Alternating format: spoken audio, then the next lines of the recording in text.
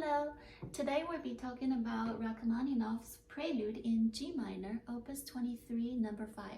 This is an all-time favorite for teachers, students, pianists, because it's just so satisfying to play this piece, isn't it?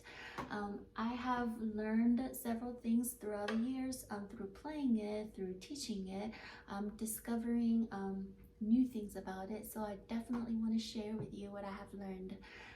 First of all, the first page is actually the hardest in this piece. The pedaling in the first page is very difficult. At least for me it is. So I've discovered a pretty good pedaling, and I hope that can help you. So at the very beginning, if you don't use any pedal, it's very dry. Listen, no pedal, right? That's a little too dry for me.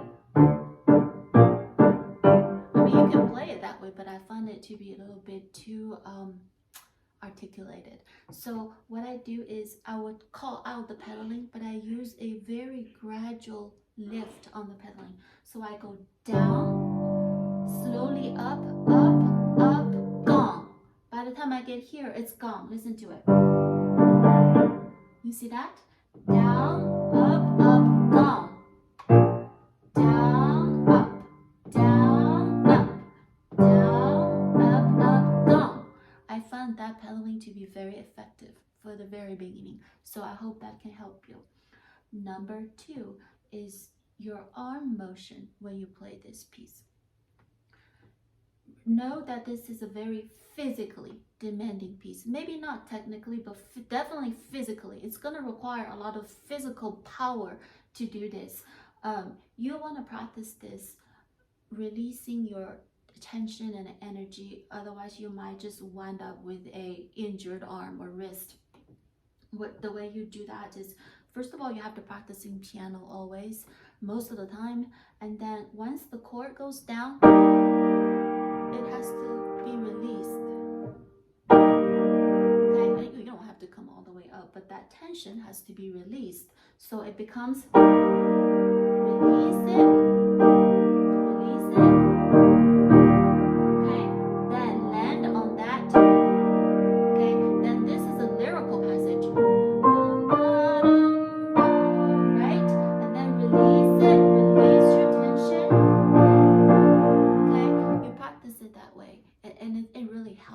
And same for the beginning, you learn to release. So I have a circle motion when I do this. I find it to be very effective in releasing the tension, and also for the music, the lines to be a bit more cohesive. Otherwise, if it's very choppy, like you're playing the drums, bum ba ba bum ba ba bum bum ba ba ba ba bum ba ba. That like this is like a marching band if you do it that way.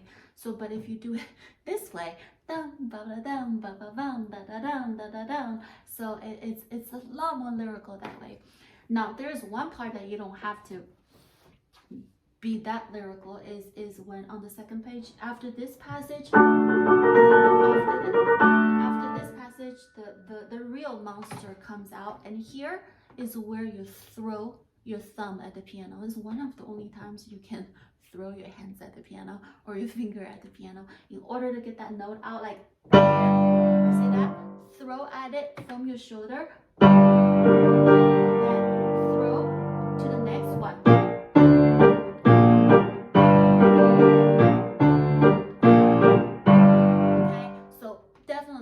Go over and down, throw it.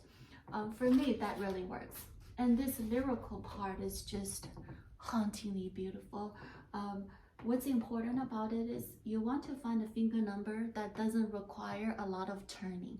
So you don't want a finger number that constantly is turning. This is gonna break up the music. If you think about the Russian landscape, it's vast, it's very smooth and connected, and it's a very long, and this actually reflects it in the left hand. So for me, the right finger number is actually often jump to a 5, because once I've gotten to a 5, I don't have to change anymore. You see that? This is all together. Then I go back, then I jump to a 5.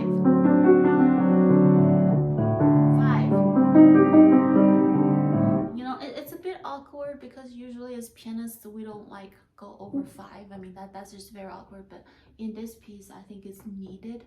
And it's not a turn. You don't turn to 5. You scoot to 5.